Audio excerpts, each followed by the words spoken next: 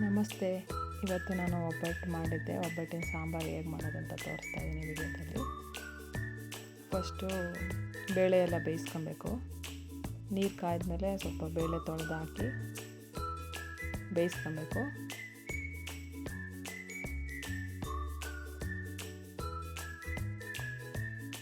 ನೀರಿಗೆ ಸ್ವಲ್ಪ ಒಂದು ಚಿಟಿಕೆಯಷ್ಟು ಅರಿಶಿನ ಪುಡಿ ಹಾಕಿದ್ದೀನಿ.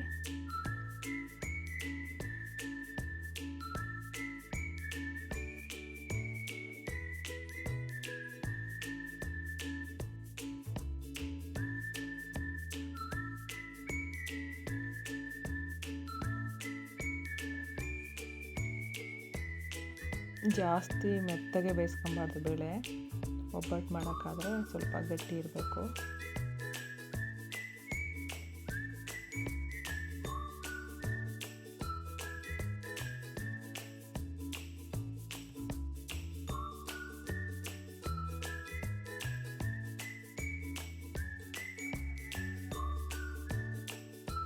ಇವಾಗ ನೋಡಿರಿ ಬೇಳೆ ಬೆಂದಿದೆ ಈ ಥರ.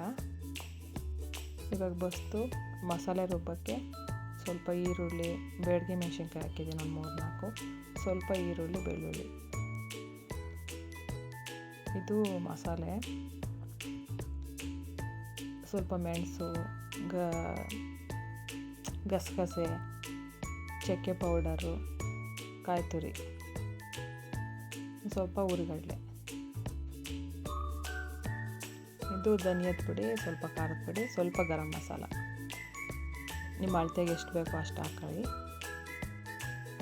ಇವಾಗ ಈರುಳ್ಳಿ, ಬೆಳ್ಳುಳ್ಳಿ ಎಲ್ಲ ಸ್ವಲ್ಪ ಎಣ್ಣೆ ಬಿಟ್ಟು ಮೆಣಸಿನ್ಕಾಯಿ, ಗಸಗಸೆ, ಸ್ವಲ್ಪ ಜೀರಿಗೆ, ಒಂಚೂರು ಚಕ್ಕೆ, ಲವಂಗ ನಾನು ಪೌಡ್ರ್ ಮಾಡಿ ಹಾಕಿದ್ದೀನಿ. ಇದನ್ನೆಲ್ಲ ಸ್ವಲ್ಪ ಎಣ್ಣೆ ಬಿಟ್ಟು ಫ್ರೈ ಮಾಡಬೇಕು.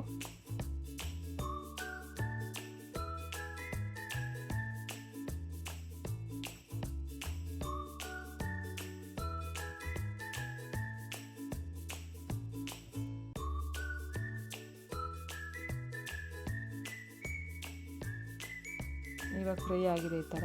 ಇವಾಗ ಒಂದು ಮಿಕ್ಸಿ ಜಾರ್ಗೆ ಹಾಕಿದ್ದೀನಿ. ಸ್ವಲ್ಪ ಹುಣಸೆಹಣ್ಣು ಹಾಕ್ತಾಯಿದ್ದೀನಿ, ಸ್ವಲ್ಪ ತೆಂಗಿನ ತುರಿ, ಕಾಯಿ ತುರಿ, ಆಮೇಲೆ ಮಸಾಲೆ, ಧನಿಯದ ಪುಡಿ, ಖಾರದ ಪುಡಿ, ಸ್ವಲ್ಪ ಗರಂ ಮಸಾಲ, 1 ಸ್ಪೂನ್ನಷ್ಟು ಹಾಕಿದ್ದೀನಿ.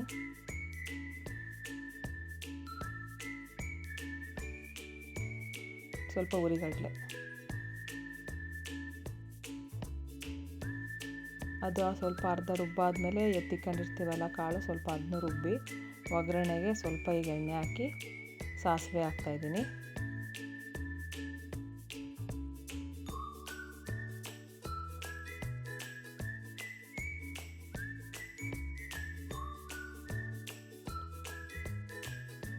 ಈಗ ಸ್ವಲ್ಪ ಕರಿಬೇವು,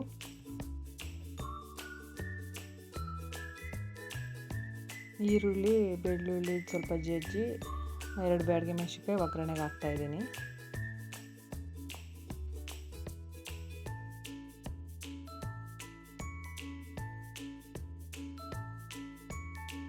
ಅದೆಲ್ಲ ಫ್ರೈ ಆದಮೇಲೆ ರುಬ್ಬಿರೋಂಥ ಮಸಾಲೆ ಹಾಕಬೇಕು. ಮಸಾಲೆ ಹಾಕಿ ನೀರು ಬಿಟ್ಟು ಬೇಳೆ ಬಸ್ತಿರ್ತೀವಲ್ಲ ಆ ನೀರನ್ನ ಅದ್ರ ಜೊತೆ ಸೇರಿಸ್ಬೇಕು.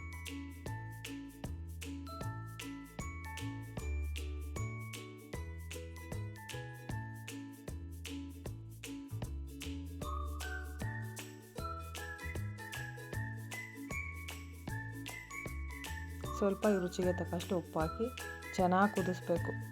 ಏನಿಲ್ಲ ಅಂದರೆ ಒಂದು 10 ನಿಮಿಷನಾದರೂ ಚೆನ್ನಾಗಿ ಕುದಿಸಿದ್ರೆ ಒಬ್ಬಟ್ಟಿನ ಸಾಂಬಾರು ರೆಡಿ ಆಗುತ್ತೆ.